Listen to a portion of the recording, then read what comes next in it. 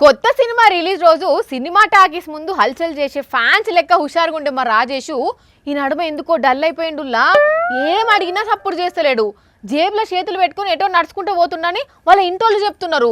ఏమైందో ఏందో ఒకసారి పలకరిద్దాం. అది కాదురా, రాజ్ కుమార్ గారు నా దగ్గర 1000 రూపాయలు తీసుకొని 2 సంవత్సరాలు అవుతున్నది. అరే ఎప్పుడు అడిగినా కూడా ఇప్పుడు ఇస్తా అప్పుడు ఇస్తా అంటాడు కానీ ఒక్క రూపాయి కూడా ఇస్తలేడు. అక్కడ ఎవ్వరు లేరు కదా. ఓ రాజేషు, ఎవరితో మాట్లాడుతున్నావు?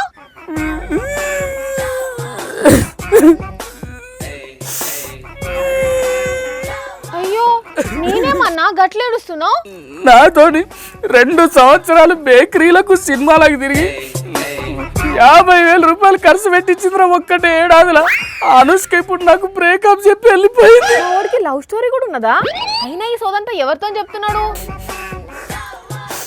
అసలు నాకేం తక్కువ రా, నువ్వే చెప్పు. నాకు నీకంటే బెస్ట్ ఫ్రెండ్ ఎవరున్నారు చెప్పు, నువ్వే చెప్పు. నాకేం తక్కువ. ఓ రాజేషు, ఇటు ఇటు ఇటు దిక్కు, నేను ఇక్కడున్నా. ఏంది నాతో నీకేం పని? ఏదో పర్షాలు ఉన్నట్టున్నావు.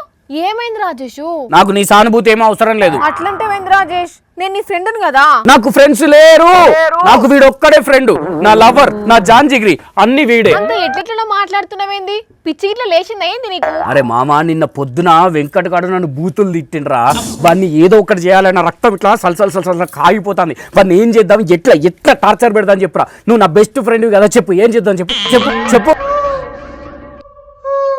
ఏమొద్దా, వదిలేసేయాల. ఓకేరా, నువ్వు నా బెస్ట్ ఫ్రెండ్ కదా, నువ్వు ఎట్లా చెప్తా గట్లనే వదిలేస్తారా. ఆ వెంకటగాడు బాతకని వదిలేసిన గంతే. ఇక నువ్వు చెప్తే అంతేరా ఫిక్స్. ఓర్ నాయనో, వీనికి ఏదో దయ్యం పట్టింది కానీ అప్పటి సంది ఆ దయ్యంతోనే మాట్లాడుతున్నాడు. అసలు నీలాంటి ఫ్రెండ్ దొరుకుడు నా అదృష్టం, నా అదృష్టం. మా దోస్తుగాళ్ళు ఉన్నారు బయట, దేనికి పనికిరారు. పార్టీ అంటే మాత్రం ఉరుక్కొస్తారు. ఏదైనా అవసరం ఉన్నదంటే మాత్రం ఒక్కడు కూడా ముఖం చూపెట్టాడు. వేస్ట్ గాడిదిగా లెక్క. నువ్వురా నిజమైన దోస్తువిరా. దోస్తు మేరా దోస్త్ తూ హై మేరీ జాన్. అమ్మో, ఓ కెమెరా అన్న కొంచెం దూరం ఉండు, మీద వాడి కరిష్ణ గరుస్తాడు. ఓ మేడం, ఏంది అప్పటి నుండి చూస్తున్నా, ఏమేమో అంటున్నావు? అది కాదు రాజేషు, లవర్ తో ముచ్చట్లు పెట్టినట్టు అప్పటి నుంచి మాట్లాడుతున్నావు. అక్కడ ఎవరున్నారు? మా దోస్తుగాంతో మాట్లాడుతున్నానబ్బా. దోస్తా?